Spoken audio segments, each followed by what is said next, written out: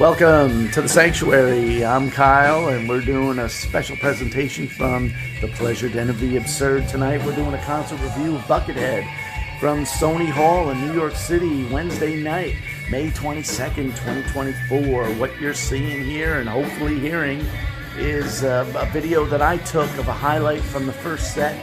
As you can see, the venue was pretty cool. I'm going to put a link for this place in the description. It's a cool place to take a date. I would definitely go there again. Overall, I met my friend Dan there, who is a Buckethead fan. He's never seen Buckethead live before. This was his first concert. I've seen Buckethead before. The last time I saw him was 5 years ago, solo show in Wisconsin. And previously I had seen him play alongside John Zorn and Bill Laswell and Brain in New York City at the Knitting Factory. So this was not new for me, except that overall Dan felt that the band was unprepared. I would call it uneven.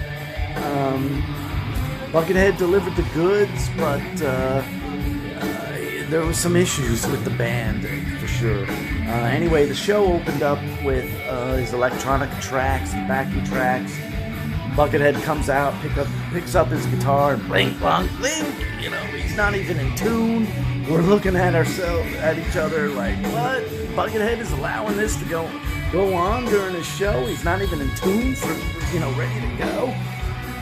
So, eventually he gets that going, and the lighting was so bad on stage that we couldn't tell, but eventually a drummer crept up on stage and was playing alongside him, and then the girl comes out and he's singing with him, and they did a long Buckethead track, and then they went into Wrathchild by Iron Maiden. The singer, I wouldn't say she's bad, but she was not really good, man. She was nervous. She was out of key. We were very surprised that he would allow somebody to play with him like that. I mean, she did have some great interpretive dance moves when she was up on stage, not singing. And there was times where she was okay, passable. The crowd gave her a pass. They cheered her on enthusiastically. So it was a drummer, Buckethead, and the singer doing Wrathchild.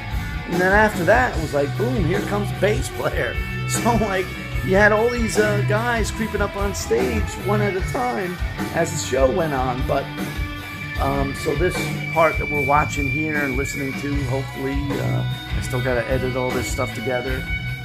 This was a highlight. It really started to settle in. The first set, though, overall was a little uneven. The second set opened up with Rhiannon by Fleetwood Mac.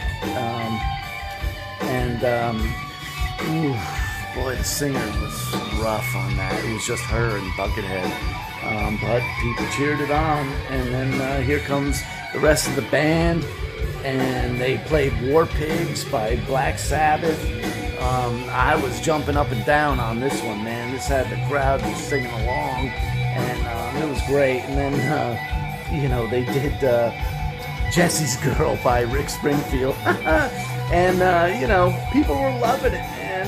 And intersprinkled throughout his soloing and ripping and shredding was some Disney melodies, Chim Chim Cheree, and It's a Small World, and it was great. I mean, it was Buckethead delivered the goods. His band kind of made things a little uneven or whatever, but the crowd loved it.